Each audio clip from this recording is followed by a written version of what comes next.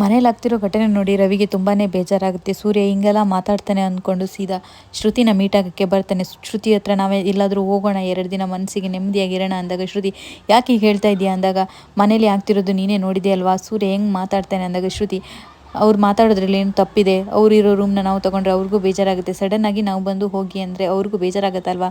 ನಾನು ನಿನ್ನನ್ನು ಆಸ್ತಿ ನೋಡಿ ಪ್ರೀತಿ ಮಾಡಲಿಲ್ಲ, ನಿನ್ನ ಮನಸ್ಸನ್ನು ನೋಡಿ ಪ್ರೀತಿ ಮಾಡಿದ್ದು, ನಾನು ಏನೇ ಬಂದರೂ ಎದುರಿಸ್ತೀನಿ ಅಂದಾಗ ರವಿ ಹೇಳ್ತಾನೆ ಸೂರ್ಯನ ಎದುರಿಸೋದು ಅಷ್ಟು ಸುಲಭ ಅಲ್ಲ, ಅವ್ನ ಮಾತನ್ನು ನಾನು ಕೇಳ್ಬೋದು ನಿಂಗೆ ಕೇಳೋಕ್ಕಾಗಲ್ಲ ಅಂದಾಗ ಇಲ್ಲ ರವಿ ನಾನು ಅಡ್ಜಸ್ಟ್ ಮಾಡಿಕೊಂಡು ಇರ್ತೀನಿ ಅಂತ ಹೇಳ್ತಾಳೆ.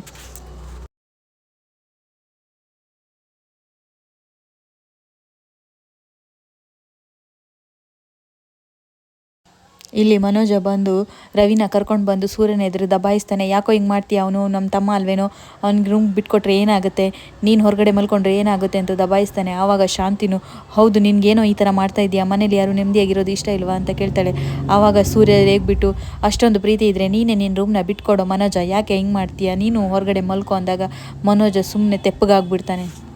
ಇದನ್ನೆಲ್ಲ ನೋಡಿದ ರವಿ ಸಿಕ್ಕಾಪಟ್ಟೆ ಕೋಪ ಮಾಡಿಕೊಂಡು ಲಗೇಜ್ ಎಲ್ಲ ಎತ್ಕೊಂಡು ಮನೆ ಬಿಟ್ಟು ಹೋಗಲು ರೆಡಿ ಆಗ್ತಾನೆ. ಆವಾಗ ಶಾಂತಿ ಬಂದು ಏನೋ ಬ್ಯಾಗೆಲ್ಲ ಇಟ್ಕೊಂಡು ಎಲ್ಗೆ ಹೋಗ್ತೀಯ ಅಂದಾಗ ರವಿ ನಿಂಗೇನು ಕಾಣಿಸಲ್ವಾ, ನಾನು ಮನೆ ಬಿಟ್ಟು ಹೋಗ್ತೀನಿ, ಏನೋ ನಿನ್ನ ಅಮ್ಮನ ಬಿಟ್ಟು ಮನೆ ಬಿಟ್ಟು ಹೋಗ್ತೀಯ ಅಂದಾಗ ಇನ್ನೇನು ಮಾಡಬೇಕು, ಈ ಮನೇಲಿ ಆಗ್ತಾ ಇರೋ ಅವಮಾನ ಸಾಲದ, ನಾನು ಎಷ್ಟು ಅಂತ ಸಹಿಸ್ಕೊಳ್ಳಿ. ಶ್ರುತಿ ದೊಡ್ಡ ಮನೆಯವಳು, ಅವಳು ಇದನ್ನೆಲ್ಲ ನೋಡಿದ್ರೆ ಸುಮ್ಮನೆ ಇರ್ತಾಳ, ಅವಳು ಅಲ್ಲಿ ಸುಖವಾಗಿದ್ದವಳು ಇಲ್ಲಿ ಬಂದು ಒಂದು ರೂಮ್ಗೂ ಗತಿ ಇಲ್ಲ ಅಂದರೆ ಏನಂತ ಅಂದಾಗ ಶಾಂತಿ ಅದಕ್ಕೆ ನಾನು ಹೆತ್ತ ತಾಯಿನೇ ಬಿಟ್ಟು ಹೋಗ್ತೀಯನೋ ಏನೋ ನೀನು ಹಿಂಗೆ ಮಾಡ್ತೀಯ, ಸ್ವಲ್ಪ ಹೊತ್ತಿರು ಅಡ್ಜಸ್ಟ್ ಮಾಡ್ಕೊಳ್ತೀನಿ, ಏನಾದರೂ ಒಂದು ಸರಿ ಮಾಡ್ತೀನಿ ಅಂತ ಹೇಳ್ತಾಳೆ.